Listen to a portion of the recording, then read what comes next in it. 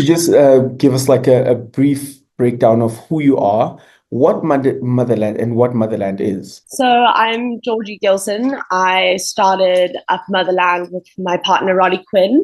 Um, Motherland for us was sort of the start of our events career working together. Motherland Festival is now partnered up with Empire, and they are main partners in this. It's hosted at the Cradle of Humankind, which is at the Cradle Boutique Hotel. Motherland's whole story is deeply embedded in South Africa, and I think it speaks greatly to our lineup that we've chosen and the story behind that. With the likes of the artists Kabza De Small, Oscar Mbo, Calvin Momo, I mean, the list goes on. We're very proud of our lineup. So speaking into this whole Motherland concept and story that we created, we really thought the venue choice was crucial to that storyline. And then obviously the Cradle of Humankind being sort of the birthplace of Homo sapiens and going into that like cultural and sort of historical significance. Mm-hmm. So I think that story is very important to us, and we sort of want to portray that best as we can in everything we do. Mm-hmm. So that's sort of And to my understanding, this is the inaugural Motherland, if I'm not mistaken. Is it the first one that you're doing in South Africa, or has it happened previously? So this is our first Motherland Festival. We have done about 3 shows throughout Cape Town over the last 2 years. Mm-hmm. And that was more just to sort of establish the brand at a high production level, and sort of just test the waters, see what's working, see what's not working.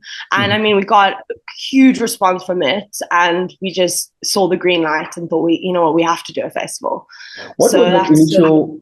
What was that initial spark that said, in the context of South Africa, in terms of like festivals and music, that there is something, that there is a gap that you can find a home and actually just create a festival that is worth its name and brand, but also a festival that speaks to South Africans and South Africa as a whole?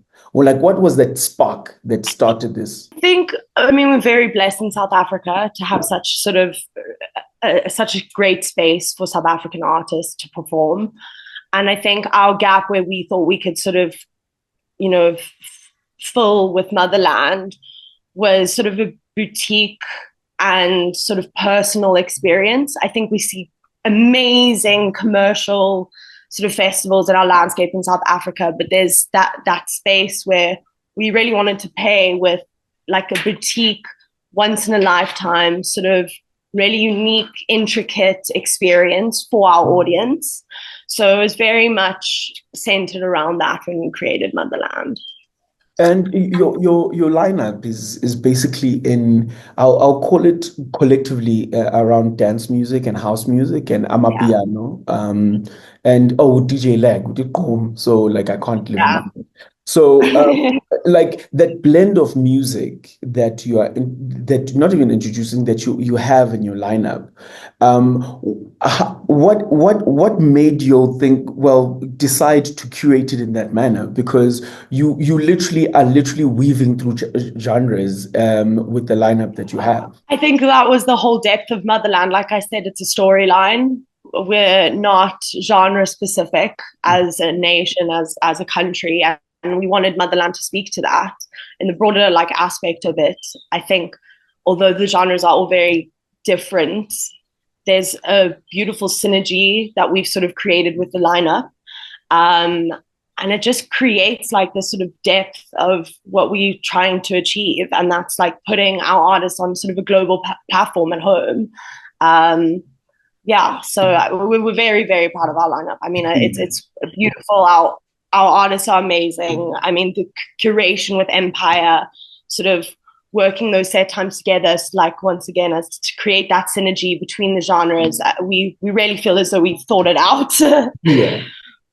And I so funny enough, you mentioned Empire. I was going to come to that after this. Like, who's Empire and what's Empire's role in Motherland? So Empire is one of our brand partners. They're our main brand partner, and sort of coming on board and creating this festival with us and creating the space. I mean, K Max has recently just signed with Empire, so I think it's just they wanted to get into the festival landscape and they love the concept, and it's long-term partnership where we really just want to create something special. And yeah, they're going to come in, they're going to have amazing activations on the day.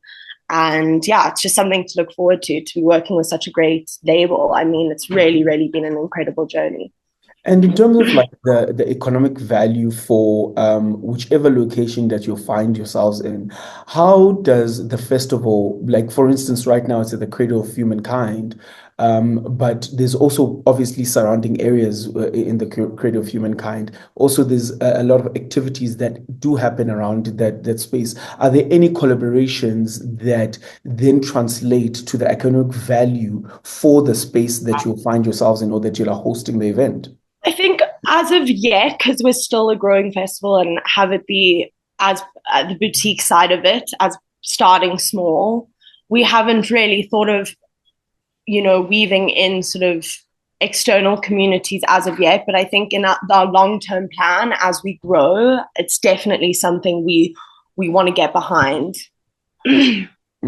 And so I'm assuming this you are planning or hoping that with the success of this one here in Joburg, you'd like to basically have it as an annual festival, or are you looking at the Cradle of Humankind as your home where you'll actually always be having it if you're having it in Joburg, or is it something that still has a way of morphing and growing into something else? This is definitely we definitely want the Cradle Boutique Hotel to be our home. We see it as an annual festival. We are looking at other territories, especially not just in SA, but maybe throughout Africa. But as of now, I guess all I can say is definitely an annual festival at the Cradle of Humankind is yet to come every single year. So we're very excited about it, and it's the perfect space for our story.